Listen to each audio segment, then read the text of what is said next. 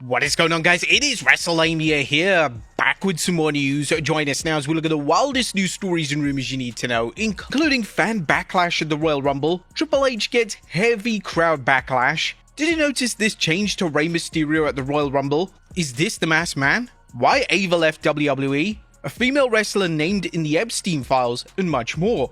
Be sure to subscribe and hit that notification bell for daily wrestling videos, and follow us on Facebook for exclusive lists. Now let's do the intro and get straight into our first story.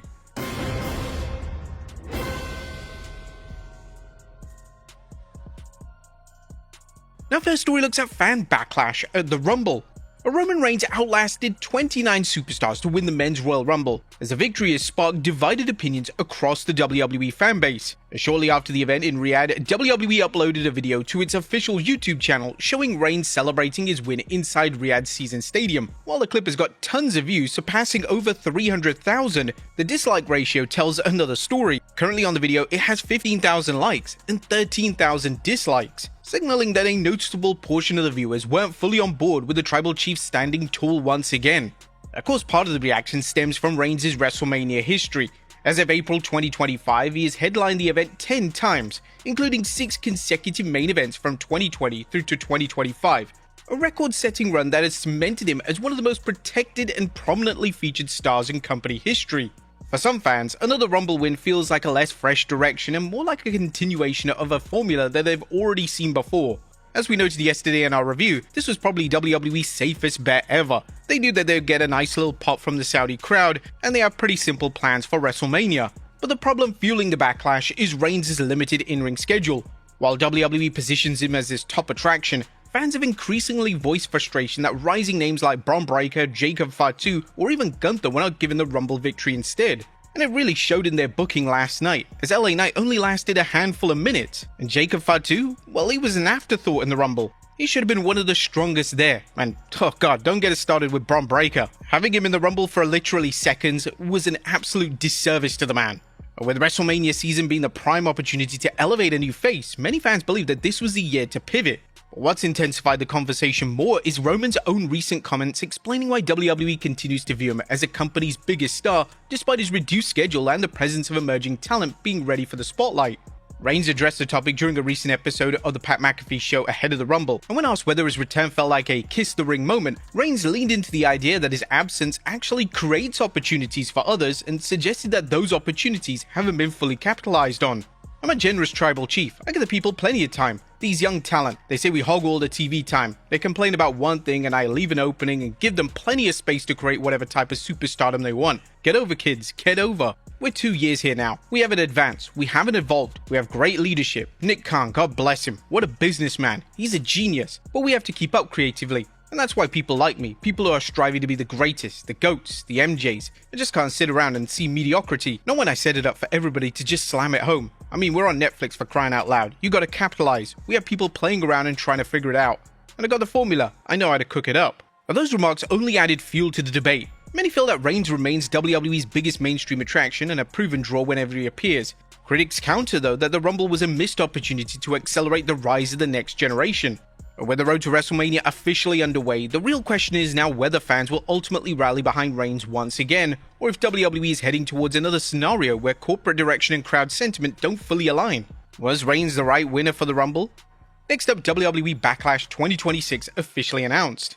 Over WrestleMania 42 set to conclude on April 19th, following the 2 nights of championship changes and headline moments, the company is already positioning its next creative reset. Hours before the Royal Rumble, WWE Chief Content Officer Triple H took to social media to make the announcement himself, and he confirmed that Backlash will take place on Saturday, May 9th at the Benchmark International Arena in Tampa, Florida. He's framed it as the first major event after WrestleMania, and he emphasized while the road to WrestleMania begins at the Royal Rumble, the fallout truly begins at Backlash. Now, for many fans, this was actually kind of a disappointment, as many believed that Backlash would be in Puerto Rico, a potential return to the location that delivered one of the company's most electric crowds in 2023.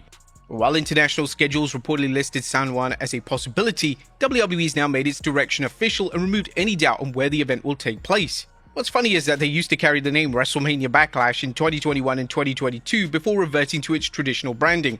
But now with Tampa confirmed, attention shifts to what the card could look like and how WrestleMania's outcomes will shape the post-Mania landscape. Next up, Triple H gets heavy crowd backlash.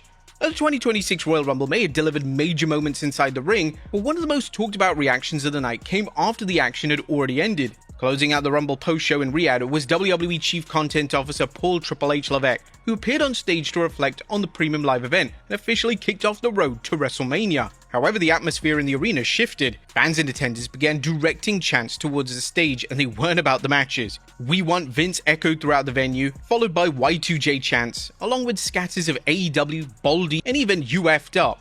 The chants came in waves, briefly diverting attention from the post-show discussion.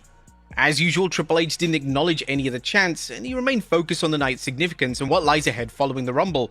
This man really hasn't learned from the last time they did a post-show, where he got heckled about John Cena retiring. We're just glad that this time he didn't confuse any fingers for the bloodline finger. Next up, Triple H breaks silence on AJ Styles. But the chants directed at Triple H weren't the only noteworthy development from the Royal Rumble post-show. A significant update regarding AJ Styles' future was also addressed. Speaking on the post-show panel, Triple H was asked directly whether WWE had discussed keeping Styles in the company in a different capacity following his emotional loss to Gunther. "We've had lots of conversations, especially once this all came down. Obviously, we expected it later in the year, but we talked about it quite a bit. AJ is absolutely one of those people who wants to give back and be a part of this business."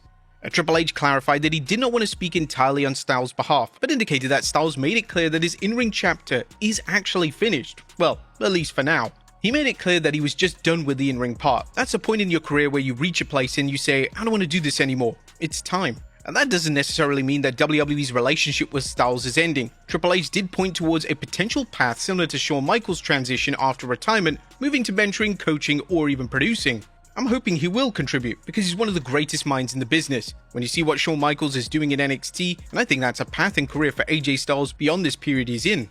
Styles would pass out in a sleeper hold, forcing the referee to stop the contest. The Riyadh crowd responded with loud "Thank you AJ" chants as Styles teased leaving his gloves in the ring before ultimately walking out with them. But despite the emotional ending, speculation surrounding his future has not slowed down. Recent trademark filings for his ring name and logo fueled theories that Styles could explore opportunities outside of WWE. However, Triple H's comments probably suggest that he hopes that his next chapter will still unfold within WWE, but just in a different role. Next up, Finn Balor's post-Rumble meltdown. On the 26th January episode of Raw, CM Punk crossed paths with Finn Balor backstage and offered him direct advice: leave the Judgment Day, win the Royal Rumble, and come after his championship. Balor appeared motivated by the challenge and later approached Raw General Manager Adam Pearce about entering the men's Rumble match, but Pearce told him that it was already full. I guess they really had to get La Parka in there instead. And this explanation quickly came under scrutiny, as just days later, Brock Lesnar declared himself for the Rumble during the appearance on the Pat McAfee show. Then, on the 30th January edition of SmackDown, Damian Priest, a former member of the Judgment Day, was officially added to the match and even drew his entry number on screen. The sequence of events made Pearce's earlier statement look questionable at best. But after the Royal Rumble concluded, Balor took to X to openly vent his frustration. He began by writing, "I'm starting to realize I don't get enough respect around here." He followed it up with a photo of Adam Pearce, adding "primarily from this man." And then he posted, "But things aren't always straightforward. I'll find a way." Adam Pearce responded publicly writing, "We've known each other way too long and you're way too good to be another goof cutting promos on Twitter. I'm not angry. I'm not disappointed." The exchange immediately sparked speculation about where this angle could be heading, whether this is laying the groundwork for a Balor vs Priest confrontation or just simply advancing Balor's ongoing frustration arc in the company. What is clear is that Balor's perceived snub is now part of a storyline conversation as WrestleMania season begins. Could Balor though have a chance in the Elimination Chamber match, possibly winning it there and then going on to WrestleMania? Next up, did you notice this change to Rey Mysterio at the Royal Rumble? During the men's Royal Rumble match, Mysterio entered without the signature cross design that typically appears on his mask. In addition, the Christian-themed tattoos across his chest were covered by his in-ring gear. This adjustment wasn't a last-minute decision inside the arena, as prior to the event, fans had already noticed that WWE promotional materials, including the Royal Rumble poster and the SmackDown graphic, had digitally removed the cross from Mysterio's mask. The change was reportedly made out of respect for local culture. Saudi Arabia follows Islamic traditions, and public displays of non-Islamic religious symbols are handled carefully through major events and broadcasts. This isn't the first time WWE's adjusted presentation elements, particularly ring gear and broadcast visuals during the events in Saudi Arabia to align with local cultural guidelines. Yeah, that means having the women come out dressed as Power Rangers.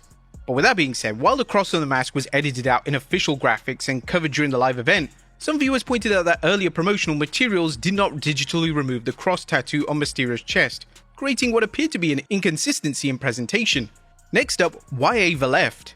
Now, Ava, real name Simone Johnson, the daughter of Dwayne "The Rock" Johnson, has officially left WWE after deciding not to renew her contract. This has now ended her 6-year run with the company, including training at the PC, a stint in the Shizen faction, and a role as NXT GM. However, there's new details shared on the Wrestling Observer Radio that suggest her exit wasn't due to a firing or creative decision, but entirely her own decision. Dave Meltzer said multiple people indicated Ava simply didn't want to continue wrestling anymore and that there was no compelling reason beyond a personal decision to step away from the business. Unusually, WWE didn't reference her impending departure on NXT before it happened, despite her being involved in the ongoing storyline. Meltzer emphasized that WWE had no plans to cut her and that her exit was voluntary. Next up, is this the Masked Man? Yesterday we did touch upon who could be the Masked Man who appeared at the Royal Rumble to take out Bron Breakker before his Royal Rumble entry. Whilst we did discuss the notion that it could be Finn Balor under the mask, there seems to be some new evidence that suggests it wasn't Finn Balor, but Logan Paul. If you look at these pictures side by side, you can definitely tell that it was Logan Paul, and the man was wearing a bracelet. So was the real mastermind behind this whole attack Logan Paul? And finally, a female wrestler named in the Epstein files. A late WWE star Ashley Massaro has been referenced in the newly unsealed court documents connected to the long-running investigation into Jeffrey Epstein. The records have renewed public scrutiny surrounding the scope of the individuals mentioned in the case. The documents form part of a broader batch of previously sealed materials that reference allegations tied to Ghislaine Maxwell, Epstein's longtime associate, who was sentenced in 2021. Now, Massaro, who passed away in 2019, is mentioned in relation to statements included in a complaint outlining alleged misconduct connected to Epstein's operations. Within the redacted filing, the claimant remains anonymous. However, the document references statements suggesting that Massaro may have had prior conduct with the individuals connected to Maxwell. The filings contain disturbing descriptions of alleged abuse connected to Epstein's private island, though much of the text remains partially redacted. In one section, the complainant references a claim that Massaro became pregnant while still in high school. The mention of Massaro has drawn attention given her public profile and the tragic circumstances regarding her passing. Her name's inclusion also intersects with the previous allegations involving a 2006 trip to Kuwait with WWE. Massaro had alleged that she was drugged and sexually assaulted whilst receiving medical treatment from a US military doctor during that excursion. The WWE did deny prior knowledge of the claims for years before her death in 2019. Following her passing, the NCIS opened a retrospective review of the allegations. No charges were filed, largely due to the passing at the time and the absence of material evidence. The newly unsealed documents do not establish any criminal findings regarding Massaro, but have now added renewed attention to her name in connection with a case that continues to generate public scrutiny. But there you have it, folks, the wildest news stories and rumors you need to know. Be sure to leave your comments down below, and I'll see you next time with some more wrestling content.